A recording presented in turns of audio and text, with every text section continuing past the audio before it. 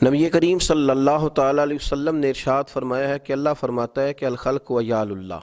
فرمایا یہ جو ساری مخلوق ہے نا، یہ اللہ کا خاندان ہے، یہ اللہ کا کنبہ ہے۔ اور حضور فرماتے ہیں کہ اللہ اس بندے سے محبت کرتا ہے جو اس کے کنبے سے پیار کرتا ہے۔ ہمارے جتنے وہ لوگ ہیں جو اس مشکل کی گھڑی میں لوگوں کی مدد کے لیے نکلے ہوئے ہیں،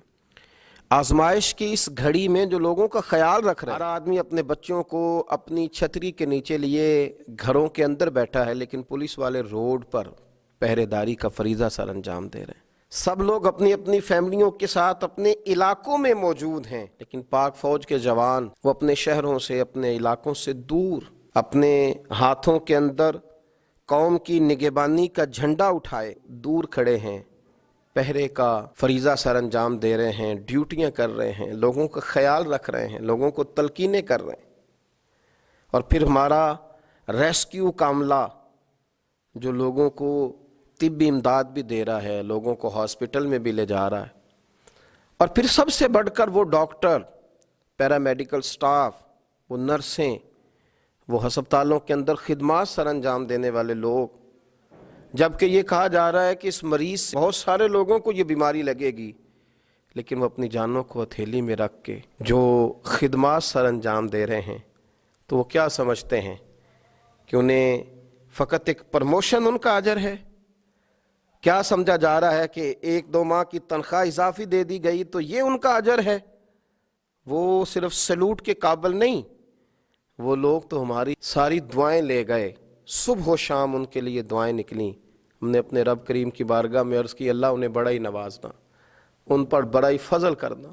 اللہ ان کی آنے والی بہت ساری نسلوں پہ بھی رحمت کے دروازے کھول دینا۔ اور وہ لوگ بھی یہ یاد رکھیں کہ اگر وہ اپنی جان ہتھیلی پہ رکھ کے قوم کے لیے، ملت کے لیے، مذہب کے لیے، ہمارے بچوں کے لیے نکلے ہوئے ہیں، تو یاد رکھیں مدینے والے رسول صلی اللہ علیہ وسلم نے تمہیں تنہا نہیں چھوڑا، بلکہ میرے کریم محبوب علیہ السلام نے فرمایا ہے جو رب کریم کے کاموں میں لگ جاتا ہے، اللہ اس کے کاموں میں لگ جاتا ہے۔ اور حضور نے فرمایا جو اپنے بھائی کی مدد میں لگتا ہے، اللہ اس کی مدد فرماتا ہے۔ تو تمہارے کام میں تو اللہ تمہارا مددگار ہے، تم اگر کسی کے بچوں کے رکھوالے ہو تو تمہارے نونہالوں کی حفاظت عرش کا مالک فرمائے گا، وہ تمہارے گھروں میں خیر کرے گا، وہ تمہارے لیے آسانیاں کرے گا، وہ تمہیں بڑا نوازے گا، وہ تمہاری سانسوں میں خوشبوئیں بھر دے گا، وہ تمہارے لیے خیر والا معاملہ کرے گا۔ یاد رکھنا تم تنہا نہیں ہو، تمہارے ساتھ قوم کی دعائیں ہیں، تمہارے ساتھ لوگوں کی آرزویں ہیں، لوگوں کے اچھے جذبات ہیں، لوگ اپنے گھروں میں بیٹھ کر کے تمہارے لیے خیر کا جملہ بولتے ہیں۔ اور مجھے تو یوں لگتا ہے کہ اداروں کی ساری کوتاہیاں آج اس دور کی نیکیوں کے سبب سے معاف کر دی جائیں گی۔ اللہ ان پہ رحمتیں فرما دے گا، اللہ ان کے لیے کرم نوازیاں کرے گا، ان کے لیے آسانیاں ہو جائیں گی۔ قوم کا ہر فرد تمہیں سلام کرتا ہے۔ میرے جیسے کئی لوگ جب مصلوں پہ سر جھکا کے اٹھتے ہیں اور اپنے مالک سے جب اپنے لیے، اپنی اولاد کے لیے، اپنے احباب کے لیے خیر مانگنے لگتے ہیں، تو تمہارے لیے خیر مانگتے ہیں، تمہارے لیے طاقتیں مانگتے ہیں، تمہارے لیے قوتیں مانگتے ہیں، تمہارے لیے رب کریم کی بارگاہ سے فضل کی دعا کرتے ہیں۔ یاد رکھنا مالک تم سے بڑا ہی راضی ہوگا، وہ تمہیں بڑا نوازے گا۔ دنیا مٹ جائے گی، ختم ہو جائے گی،